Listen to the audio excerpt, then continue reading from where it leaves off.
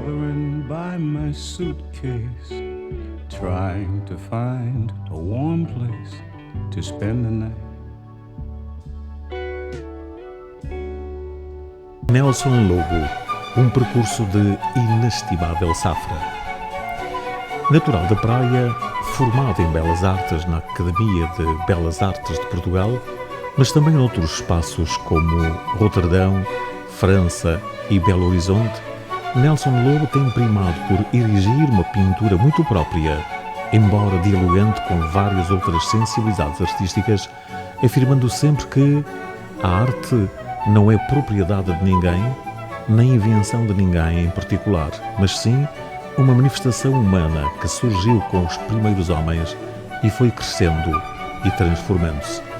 Tendo já passado mais de 10 anos desde a sua grande exposição no Palácio da Cultura, onde patenteou o seu percurso como pintor, que remonta aos anos 60, Nelson Lobo continua com sua febre e dinâmica de pintor, que o torna um dos mais produtivos e criativos pintores desta nossa urbe e diáspora.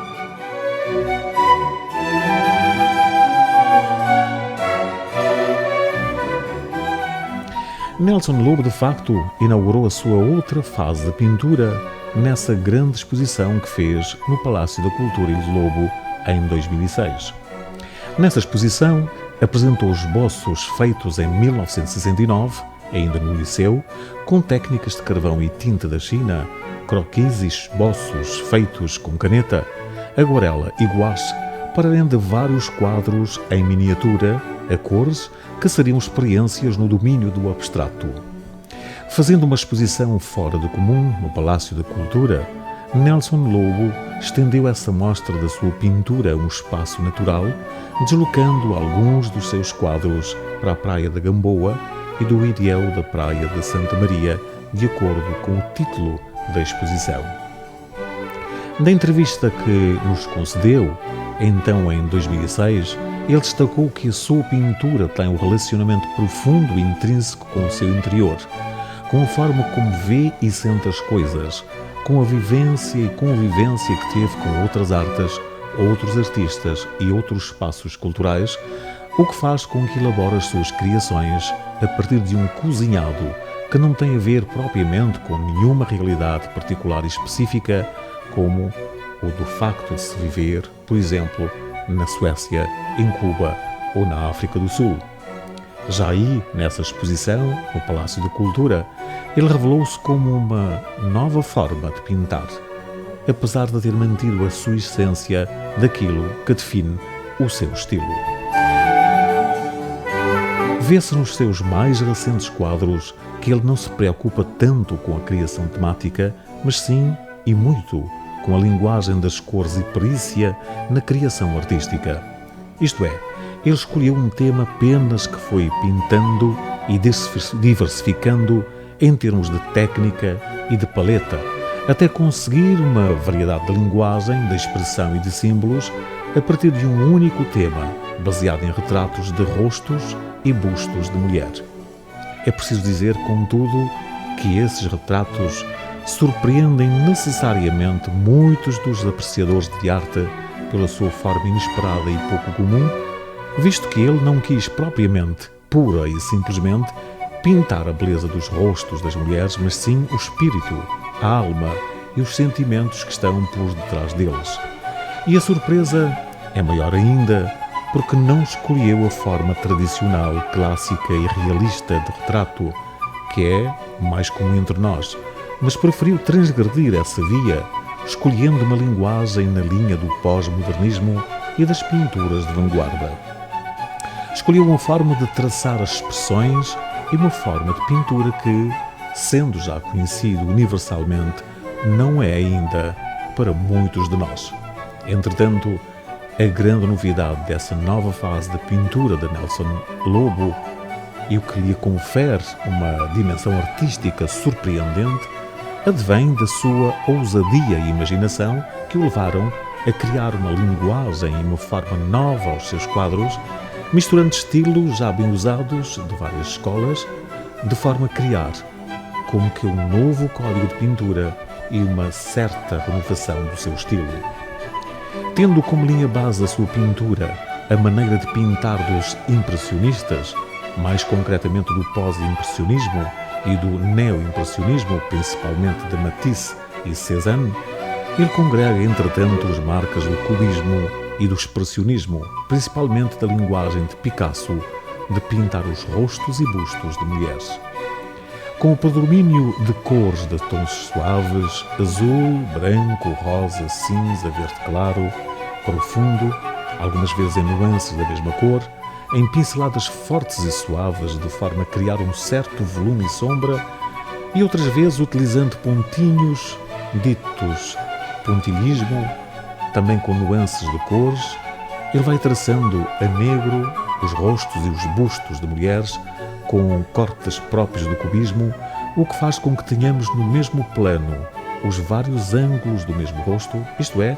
de forma a captar-nos, por exemplo, de um rosto de perfil os outros lados que não deveríamos ver. Às vezes, utiliza cores quentes ao lado de cores frias para criar um contraste que destaca as figuras do primeiro plano, e outras vezes recorre à utilização de técnicas de contrastes com a colocação de zonas brilhantes e sombreadas nas cores de fundo para dar mais realce aos rostos e bustos do primeiro plano, que são pintados muitas vezes sem qualquer profundidade ou sombreado. Alguns dos espaços de fundo são pintados à moda do que Fernando Pessoa chamou de interseccionismo, que é a mistura de ângulos diferentes no mesmo plano ou o processo de representação que corta e intercala planos convergentes do espaço e do tempo representados, em que cada sensação passa a ser, na realidade, constituída por diversas sensações misturadas. Devido a esse interseccionismo cubista de planos, os rostos e os olhos parecem estar sempre em comunicação, em diálogo permanente, mesmo quando se trata de um rosto só que se encontra desdobrado num solilóquio-diálogo, como se fosse numa conversa a dois. Há como que um desdobramento de personagens para quebrar a solidão cotidiana. As posturas e expressões parecem até que se encontram em um profundo transe telepático, sugerindo um eterno idílio. Algumas cenas são enquadradas de forma surrealista, em situações não habituais ou normais, e portanto absurdas, embora não abundem.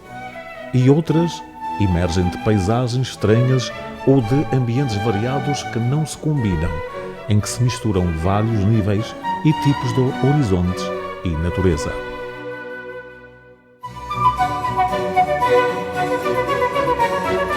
Se observarmos atentamente o seu percurso, analisando retrospectivamente os seus quadros,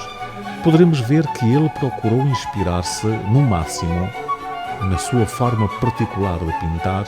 fazendo exercícios experimentais com materiais e técnicas diversas, de forma a conseguir expressões e resultados visuais diversos na composição dos seus quadros.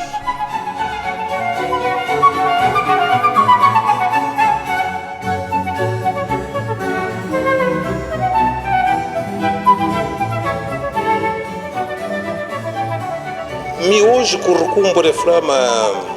atenta gostava de ter saído de Cabo Verde para estudava, entre aspas, estudava arte nas instituições,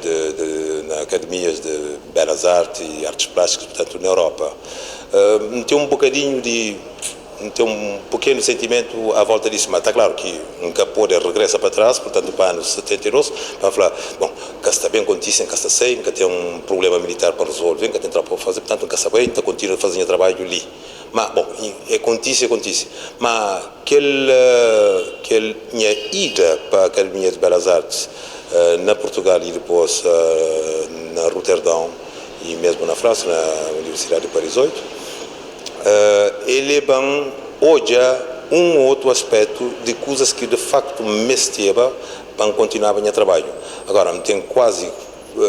firme convicção de que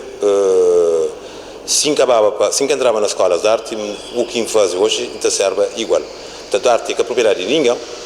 arte é que a invenção de ninguém, arte é continuação desde primeiros tempos de manifestação artística, portanto, de homem na terra, portanto, não bate bem, lega companheiro um bocadinho de aquilo, um bocadinho de aquela, etc. Portanto, até chega a ponto, a hora que um artista consacra um qualquer, que é grande no mundo inteiro, alguém consacra, portanto, é que só o trabalho de ser, portanto, já é consequência de atitude desses predecessores. Um caso concreto, por exemplo, de Picasso, serve de arte africana, que o mundo está falando é arte, mas bom, a arte africana não se pode pedir máscara africana, portanto, que é arte, talvez mais do que própria arte. Gente que passa para a New Scholar, que tinha esses próprios escolas e que tem ainda esses próprios escolas, não obstante outro imitação de kitsch, que tem nada a ver com a arte chanfra, mas também, no meu caso, de meu, é propriedade de todo alguém, é propriedade de todo artistas cabo-verdianos, estrangeiros, etc. Portanto, é uma acumulação de ideias, de factos, de coisas, portanto, humildemente, pode chamar de arte Nelson Lobo, mas é arte de todo alguém. Portanto, campo técnico e, portanto, experimentações diversas, portanto, me intenta, toca naquele, bajoba aquele, portanto, é um olhar que me faz, e, portanto, nas coisas que existem, e também nas coisas que não existem, que sabe, porque ele não tem conhecimento, não castura, não trabalho suficientemente, porque é uma das poucas vezes que me pode ter um trabalho assim,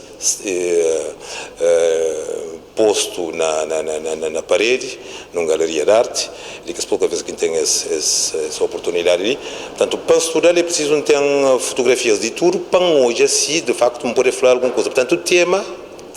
técnica em si, não pode falar, mas um cozinhado, lila, portanto, tenta granjeia para ali para lá, para hoje, o que investe, talvez de uma forma inconsciente. Mas, fundo, quer dizer, o que entende o que está quer exprimir, o que está pensa, mas está quer exprimir com a pintura, a pessoa que é constante, portanto, que tem nada a ver nem com vai viver na Suécia, ou África do Sul, ou Cuba, ou na Cochichina.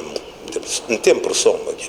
tem uma maneira própria de trabalhar que te difere em algum ponto de artistas cabo-verdianos, assim como que os outros artistas cabo-verdianos boiam onde que portanto, eles têm uma maneira própria de trabalhar que pode ter muita coisa a ver com mim. Agora, em contrapartida, não sabemos, mas tem artistas cabo-verdianos que não conhecem, que a forma de exprimir está de acordo alguns com essa forma de exprimir, e para mim é uma grande satisfação saber, mas cabo-verdiano de horizontes diferentes, mas pode exprimir da mesma maneira. E nesse trabalho é simplesmente de procura quem faz nos anos 70 e depois de 75, em todo caso depois de 75 na Lisboa, depois de ter vindo da Holanda. Ora, vamos fazer experimentação diversa, entre os quais vamos fazer experimentação com lixívia. Para de capa, portanto, tinta, chanfrada, marca Waterman ou Waterman,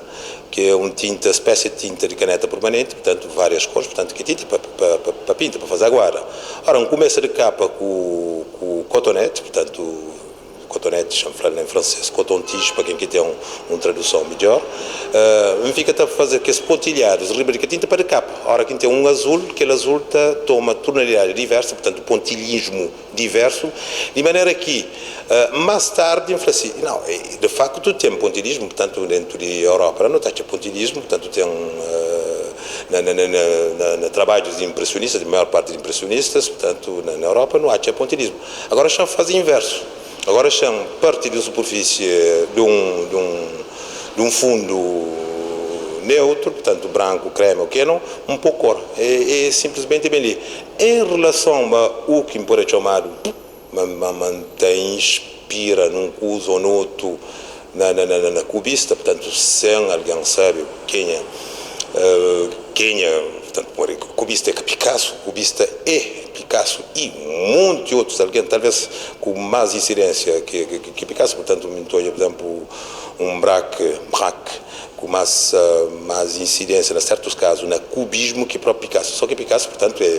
era um homem de uma inteligência em que saber diversifica, quer dizer, percursos, necessidade de encontrar, porque ele é um daqueles que falava, mas ele que buscava, mas tachava. Portanto, ele tachava soluções de problemas que dizem, cada vez que pega um papel, um tela, não sei o quê, um pingo de tinta, um traço, não sei o quê, é um mar de problema que você cria, só trabalho, só também ser, chanfla, obra de arte, quadro feito, entre aspas, porque esse ponto de vista, portanto, que é definitivo, é lá que depois bota bem a resultado daquilo que estava para constituir aquela obra de arte.